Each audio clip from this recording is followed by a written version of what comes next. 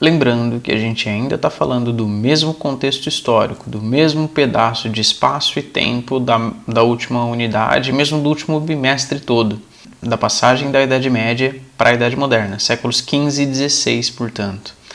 O que aconteceu nesse período que a gente falou até agora? Retomada do comércio e das cidades, renascimento cultural e científico, humanismo, antropocentrismo, formação dos estados modernos, grandes navegações e tal.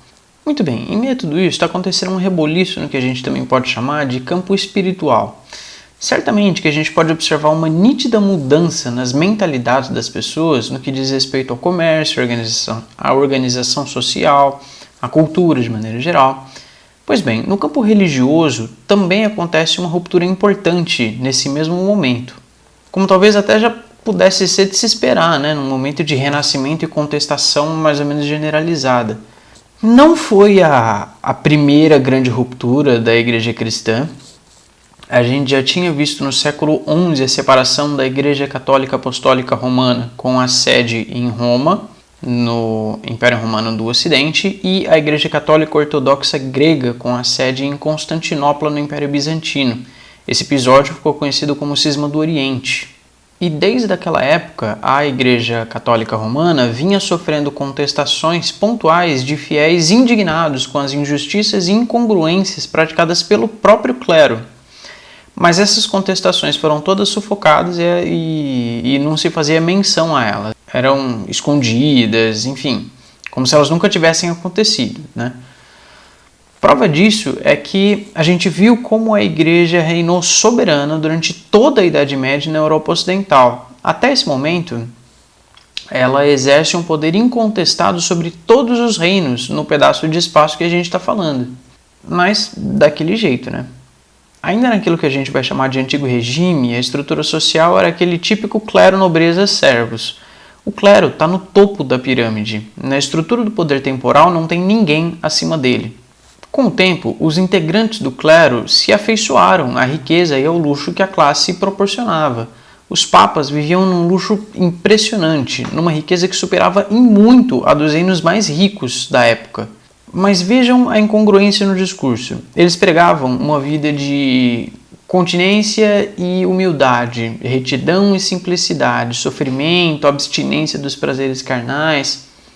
O problema é que eles falavam isso, eles pregavam tudo isso, vestidos com os vestidos mais caros, de seda trazida do Oriente, da China, perfumada com especiarias da Índia.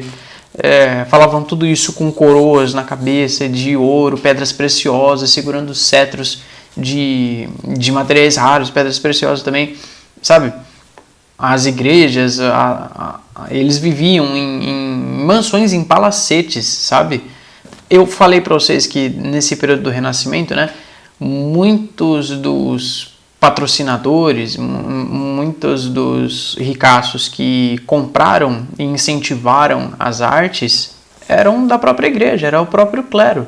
Então, eles viviam uma vida completamente desregrada, suntuosa, tinham ótimas refeições, comiam de tudo de melhor várias vezes por dia, enquanto o grosso da população, o povo, estava passando fome, estava morrendo de fome, de inanição, por não ter o que comer, não ter com o que se sustentar. E ainda assim pagava dízimo e sustentava a igreja, quer dizer, o clero e a nobreza, naquela estrutura estamental que eu falei para vocês, de clero, nobreza e servos. Só quem sustenta essa classe é o terceiro estado. Ainda que já tenha a burguesia nascendo nesse terceiro estado, mas ainda assim, clero e nobreza estão acima disso tudo, não pagam impostos, têm todos os privilégios possíveis, enfim.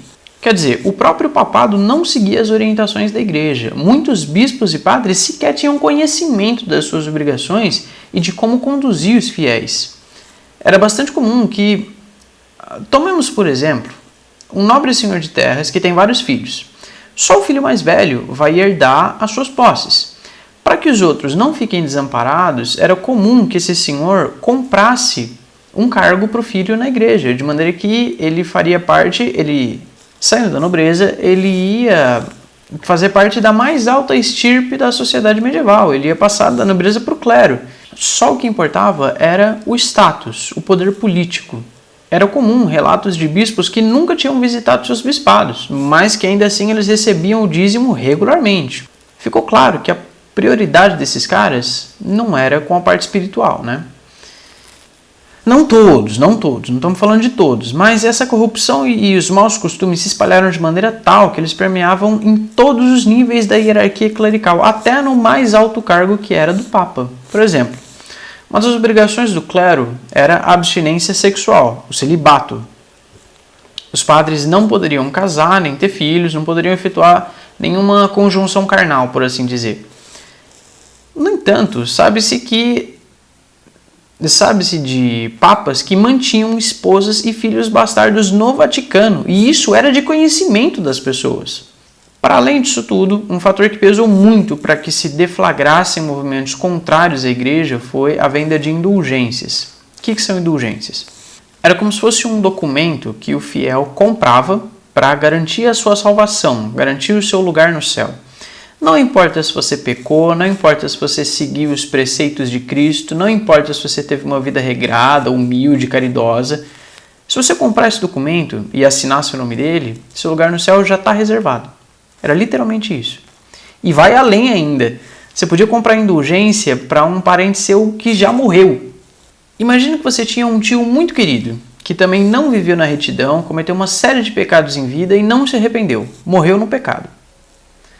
Mas você gosta tanto desse tio e queria que ele fosse para o céu. Basta você comprar uma indulgência, assinar o nome dele e pronto.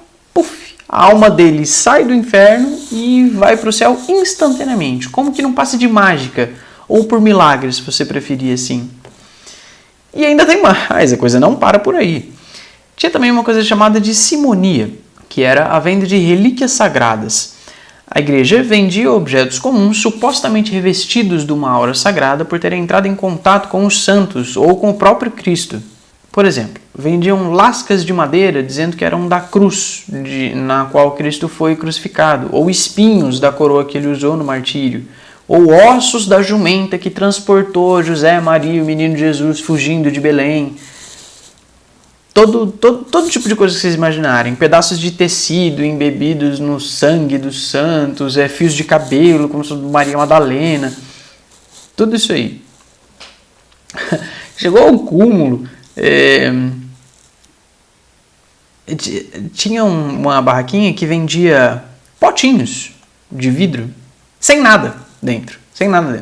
Mas o que ele estava vendendo? Qual que era a propaganda que ele fazia, né? O que justificava a venda daquele negócio? Porque dentro daquele potinho tinha o ar da gruta em que Cristo foi sepultado.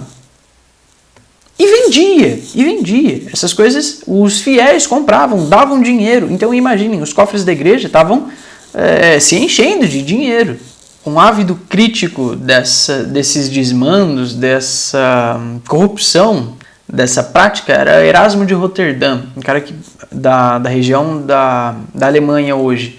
Ele escreveu que se fosse somar todas as lascas de madeira dessa suposta cruz de Cristo, daria para construir a própria Arca de Noé. Para vocês terem uma noção sabe? Então, simonia é o nome que se dá à venda de cargos eclesiásticos e dessas relíquias sagradas. E tudo isso estava sendo prática comum nesse período. O estopim da coisa toda, a gota d'água para destampar um movimento que não se poderia mais conter depois, foi que em 1517 o Papa Leão X ele incentivou a venda de indulgências para arrecadar dinheiro para pagar a construção da Basílica de São Pedro, uma igreja monumental de proporções ridiculamente opulentas que demonstrava a própria riqueza e o luxo que a igreja estava imersa. Aí chega, aí não dava mais para suportar esse tipo de coisa, até porque aonde vai parar, né? Onde vai parar tudo isso? Então, o primeiro dos reformadores que a gente vai falar, na região da Alemanha, chama Martinho Lutero. Vai fundar, eventualmente nem era a intenção dele, inicialmente fundar a igreja luterana, e ele vai ser o primeiro dos três que a gente vai falar, o Martinho Lutero na Alemanha, o João Calvino na França e o Henrique VIII na Inglaterra. E a gente vai falar deles, vai tratar deles nas próximas aulas.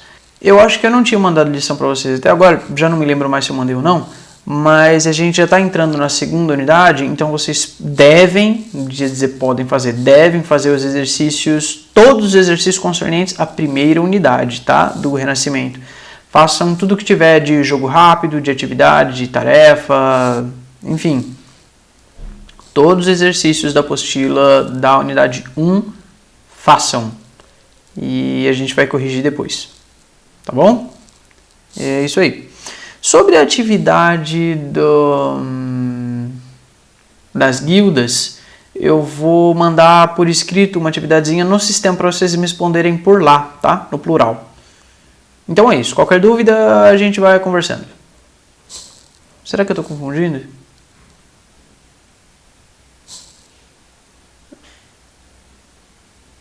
Acho que o negócio das guildas era... sei lá. Enfim. Bom, é isso aí. Qualquer dúvida a gente vai conversando, tá? Mandem pra mim e a gente se vê na nossa videoaula Tira Dúvida na sexta-feira, tá bom? Até lá.